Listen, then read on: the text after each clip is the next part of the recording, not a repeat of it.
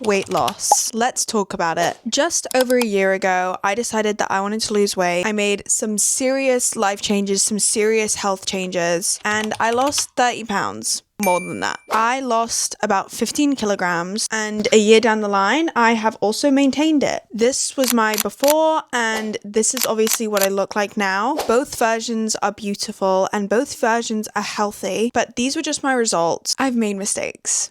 Okay, but in doing so, I've also educated myself and learnt so much, and I've broken it all down and I'm putting it here to make sure that none of you make the same mistakes that I did. Okay, obviously just a little disclaimer, I'm not a nutritionist, I am not a PT. This is very much self-educated, just what I've learned from my own research and experience. Enough of that, let us begin. First things first, I'm going to break this down into sectors. We've got calorie counting and deficit, food and nutrition, exercise, building good habits, busting weight loss myths, and then just honest truth. Calorie counting and deficits. Unfortunately, there's no easy way about it. The whole premise of weight loss is that you need to be in a calorie deficit, meaning you need to consume less calories than you are burning totally. Obviously, by exercising, you're going to add to the amount of calories that you burn during the day, which is going to put you in a calorie deficit if you keep eating normally. However, you will just have a maintenance calorie number. There are various websites that you can use to help work this out. Also, if you have a fitness watch, that's a great way of seeing your calories burn. But yes, as much as I hate to say it, in order to lose weight, you need to be in a calorie deficit. Point one. It's not that simple though. Calorie counting is for a very specific type of individual, and personally, that is not me. I think what's most important about calorie counting, and a mistake that I made, the key to sustainable weight loss, it is not a sprint,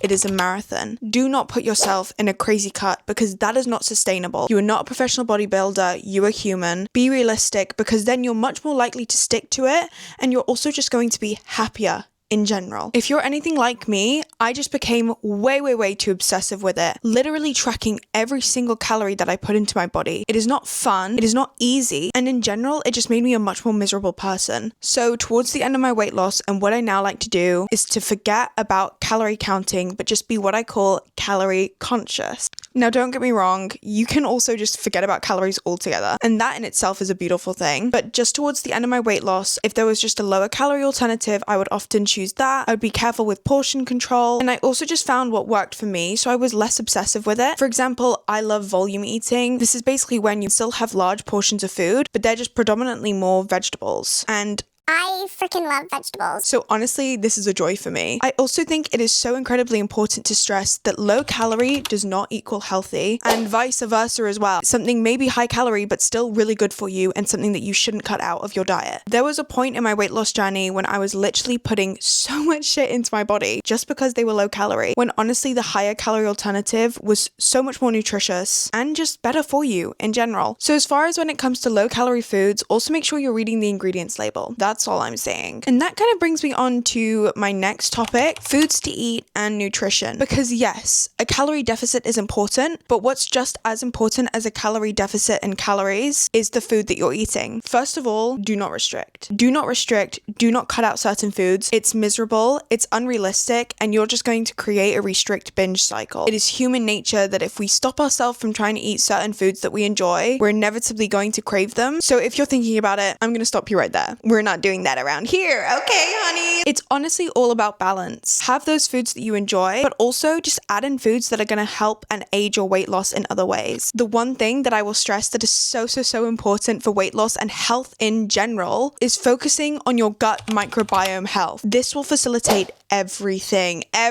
with weight loss. It will help you with digestion, it will help you with muscle growth, with your sleep, with hormone regulation, just everything that's going to help you with weight loss, your gut microbiome affects. So you really want to focus on gut healthy foods. Now, what does that entail? Fruit and veg, legumes, beans, pulses, nuts, healthy fats, omega-3s through fish, seeds as well. All of these are great for your gut microbiome. Other gut healthy foods, kefir, sauerkraut, kimchi, anything high in probiotics. By the way, when it comes to kimchi and sauerkraut, get it from the fridge section because the shelf sauerkraut is often pasteurized and you want unpasteurized in order for it to be better for your gut health. A little tip for you. Honestly, a Mediterranean diet is really good. So good for your gut health, but also just your health in general. There have been so many studies that show that it also extends life expectancy and just prevents illnesses in the future. So definitely something to consider is just Mediterranean diet foods. Back onto weight loss though, obviously you want to focus on protein for 2 reasons. First of all, protein is going to help you feel fuller, and second of all, protein is going to aid muscle growth or maintaining muscle. There are various ways of working out how much protein you should be eating for your age and muscle mass and everything, but just really make sure that you hit your protein goals. I sound like such a gym bro. I hate it right now. But actually, protein is so important, especially for women, and something that a lot of people don't get enough of if you're not consciously thinking about protein. However, something else that is so slept on when it comes to weight loss is also incorporating a lot of fiber into your diet as well. Fiber is so important for digestion, and it is so overlooked for weight loss, but it's really good. And guys, carbs equals energy. I feel like we should know this. I've already said this, but do not cut out carbs completely, especially if you are a very physically active person. Honestly, you should be having carbs at every meal. This is difficult, and I'm healing a lot of inner child when I say this. Carbs are definitely a bit of a fear food for me, but even if you're trying to lose weight, don't cut them out. I've got to say, there is a TikToker and influencer who is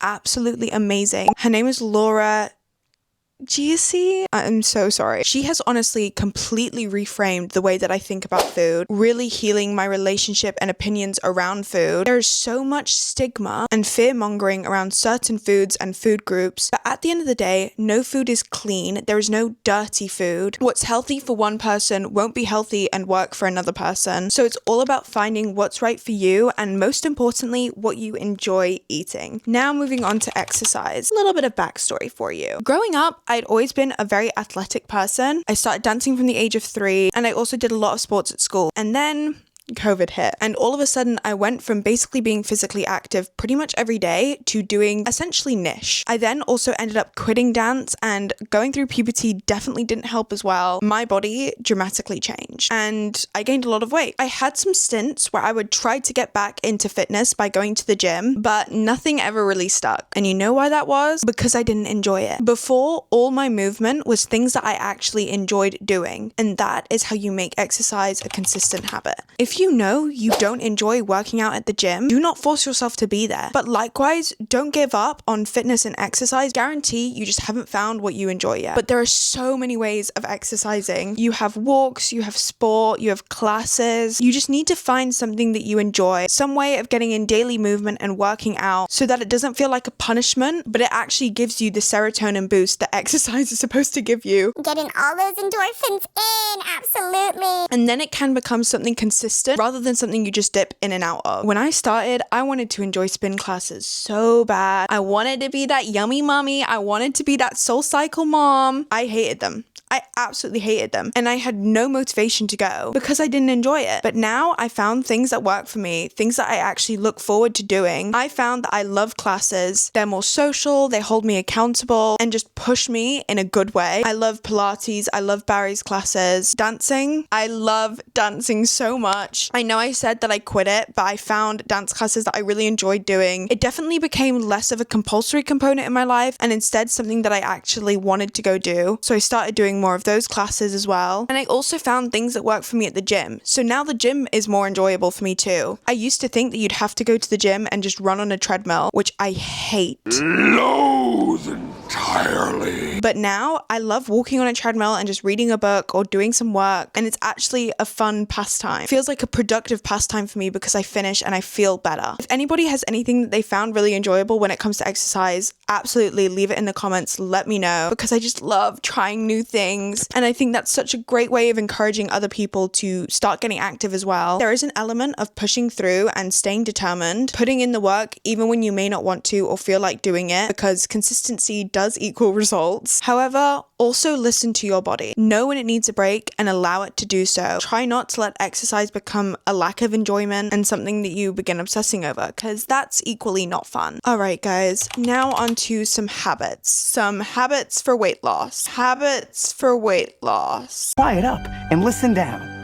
Nope, scratch that. Reverse it. Sustainable weight loss comes from having good habits in your life. You need to make some life changes in order to lose and maintain weight loss. Now, I'm not gonna lie, it's hard. It's hard, and it takes a lot of determination. But once you have those habits established in your routine, it begins to become second nature, I promise. For anyone who's really struggling with habits, read Atomic Habits by James Clear. I don't fully agree with everything. There are some bits that I'm a bit iffy on, but it does do a really fantastic job of motivating you and giving you a basic level of understanding of key elements and psychology behind building good habits. Helps you build good routines, and also talks a lot about habit stacking, which is basically when you layer positive habits,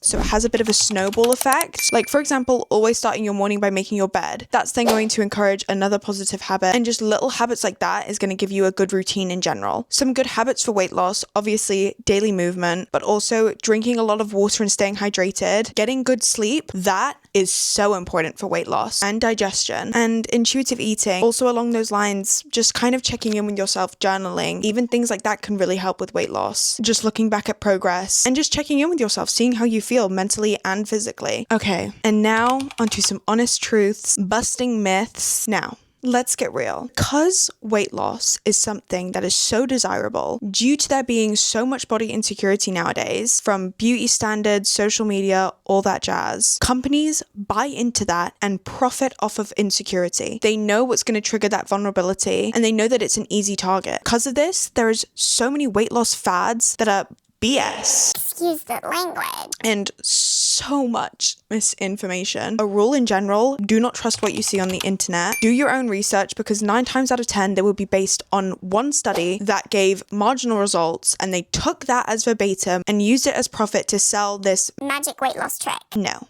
Do not believe it. When it comes to weight loss, there is no one size fits all. What I did isn't going to work for you necessarily. So, some fads. Lemon water? No. Apple cider vinegar?